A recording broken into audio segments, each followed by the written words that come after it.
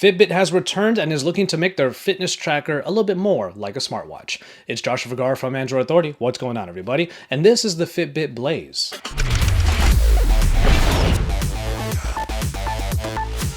Now, it's important to note that we also have a full written review that has been on AndroidAuthority.com for a few days now, written by Jimmy Westenberg. And the reason why that's important is because Jimmy is more of a distance and endurance runner. So that is where his opinions are going to be in terms of the Fitbit Blaze that I have on my wrist right here. I, on the other hand, am more of a free weights person, so I brought this over to the gym, and my opinions are going to be based on that. So make sure you head on over to AndroidAuthority.com for even more comprehensive thoughts on the Fitbit Blaze. In terms of design, the Fitbit Blaze is actually kind of attractive. It is a combination of two different peripherals. First, you have the frame that the actual device will go into, and then the device itself is a small squarish piece of kit. Now, it has a 1.25-inch screen on the front at 240 by 180 resolution. And of course, you have the heart rate monitor on the back that will always be firing when it is on your wrist. Customization is possible here, as the different wristbands and the frame itself can be bought with different materials. For example, leather if you want it to be a little bit more catering to your style. And then switching between the two is a matter of just snapping out the device itself and then putting it into the other frame. The Fitbit Blaze does do a pretty good job of adapting to whatever style it is put on. However, it is still pretty obviously a digital watch and fitness tracker. So it's not necessarily as fashionable as other, let's say, Android Wear watches or even analog watches of the sort. One little caveat that I had about the device when put into the frame is that you have to fit it in just perfectly. If you have the frame right here, you have the two buttons on the right using pins on the frame that will push into those buttons, and then one over on the left. One issue that I had is that I didn't have the device seated just perfectly in the frame, so this button over on the left actually needed to be pushed even harder, and it was a little bit uncomfortable. It has to be seated just right into the frame, or else the device might not get triggered with its buttons. The screen, like I said, is 1.25 inches, and mostly it's alright. The screen does have a large bezel around it, so the device does have more bezel than it should, and its sensitivity in terms of touch is not necessarily where you would expect it to be, especially when compared to other smartwatches. Connecting the Fitbit Blaze to a smartphone is really easy. You just have to have the app on your smartphone, and then it will connect to the watch through a simple pairing mode. Other functions include a timer and a stopwatch, and also an alarms feature. This alarm feature is supposed to wake you up silently by just using the vibrations in the device. Now, while that is a really good idea, I found that the vibration was actually too weak to wake me up in the morning. And even then, you have to rely on the smartphone app in order to create and edit alarms. Not to mention, it is a little bit annoying that when you make the alarms, you have to sync the device every single time. Now, the battery in the Fitbit Blaze is one that's supposed to go for about 5 days, and for the most part that was the case. Jimmy was able to use it for 5 days straight, and it pretty much corroborated what Fitbit said. Me, on the other hand, I was able to get between 3 and 5. 3 was only really when I was using a lot of the functions on the daily, but ultimately when it's just being used to track your steps and your heart rate every day, then it should be able to go the distance.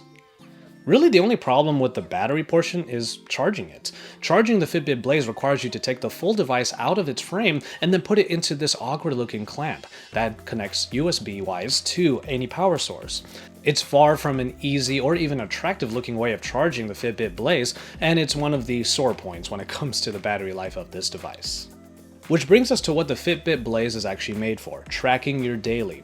Now, the Fitbit Blaze is able to track your resting heart rate every single day, and then using the movement of your wrist, it will track the number of steps.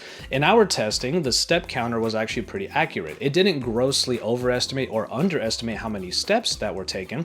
And when it comes to the heart rate monitor, when it comes to mostly resting and over the day type of readings, then it actually works pretty well.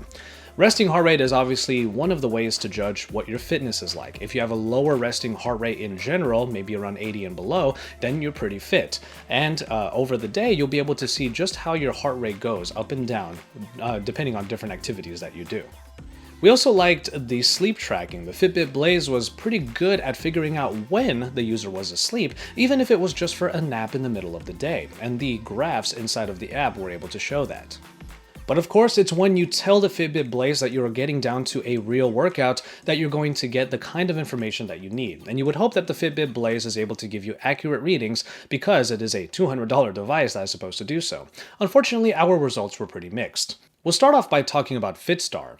Fitbit bought Fitstar, a company that creates short workouts and even longer form workouts, but the ones that come in the Fitbit Blaze pre-installed are short workouts. You have the warm-up, which is about 7 minutes, and then you have a 7-minute workout, and then a 10-minute abs workout. The 10-minute abs workout does pretty much tucker you out, and during these different workouts, you are going to get the real-time tracking, including the heart rate. The thing is, though, that the Fitstar ones are pretty good for just on-the-go workouts, but they're definitely not enough to really get somebody in shape, especially if you are really serious about powerlifting or bodybuilding or just getting fit.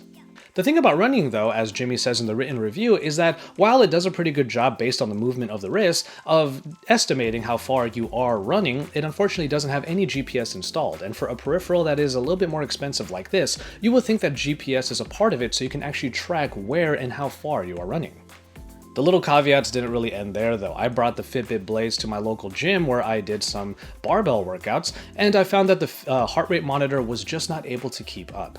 When it comes to more long-form workouts, the Fitbit Blaze is able to keep up with this heart rate monitor because you're keeping your heart rate at a high level. When your heart rate is over 150, let's say, it will be able to read that over time. It's not going to be very immediate in its readings, but that's the reason why it got a little bit weird. And that's because the heart rate monitor is not made for high-intensity workouts. High-intensity workouts, or HIIT, or HIIT, are the type of workouts where you go really hard for about 30 seconds or let's say 2 minutes, it doesn't matter really how long, and you're going to get your heart rate really, really high for a short amount of time. And then when your heart rate comes back down, it usually happens pretty quickly. The Fitbit Blaze, on the other hand, is not really able to keep up with that. At some point during my workout, I looked down at it and it still was trying to raise the level of the heart rate because my heart rate was already really high, yet still coming down after I did some heavy squats. Still, because of that, even during that 1 hour lifting session, I wasn't able to get the Fitbit to say that my max heart rate was anything above 150. Which is a bit of a bummer because the Fitbit Blaze, as a somewhat more expensive fitness tracker, you would hope that Fitbit is hoping to help those who are really serious about fitness and get the accurate readings that they would want. But there are still other devices out there that just simply do a better job at tracking certain things like the heart rate and even the steps in comparison. Which brings us to the final portion of this review, and that is more of the smartwatch capabilities. Now, the smartwatch features of the Fitbit Blaze include notifications and music control.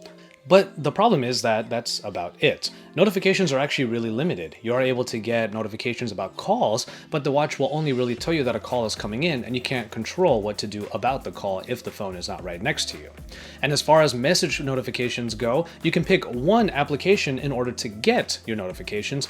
However, that's really all that you're going to get. In my case, I used Hangouts, and if multiple messages came in from one person, then it just grouped them together, and I wasn't able to read them one by one very easily. And finally, the music control seemed to really need just particular applications in order to be useful. In my case, using NPR One and Pocket Casts, I wasn't able to actually control where I was in those pieces of audio. And so there you have it for this review of the Fitbit Blaze. Fitbit is really trying to bridge the gap between the fitness tracker and the smartwatch, but unfortunately they haven't really perfected any one part of the spectrum. On the one hand, as a smartwatch, it is just simply limited. Certain functions that should be really good on a typical smartwatch just aren't, like notifications and even the vibration used for silent alarms. But while a daily tracker is actually not that bad in the Fitbit Blaze when doing more strenuous workouts and, let's say, more high-intensity short-form workouts, it just isn't able to keep up with its heart rate monitor. There are a lot of fitness trackers out there, and the Fitbit Blaze is just one of the newest and one of the ones that is trying to bridge that gap. But unfortunately, we're going to have to wait a little bit longer to see if one of these fitness tracking companies can really get it right and find that great sweet spot right in the middle. As always, thank you guys very much for watching, and I hope you enjoyed this review of the Fitbit Blaze. We are going to be diving into the health portion of things a little bit, so if you've been having trouble keeping your New Year's resolution, after all, we're already in March, then maybe we'll be able to help you out by showing you what devices would be best for you to really keep up with your goals. Keep it tuned here to Android Authority for even more, and don't forget to head on over to AndroidAuthority.com to read the full written review on the Fitbit Blaze. After that, you can subscribe to this channel if you haven't already, and give us some thumbs up on these videos because we love to see that you like our content. After that, make sure you stick around because we are your source for all things Android.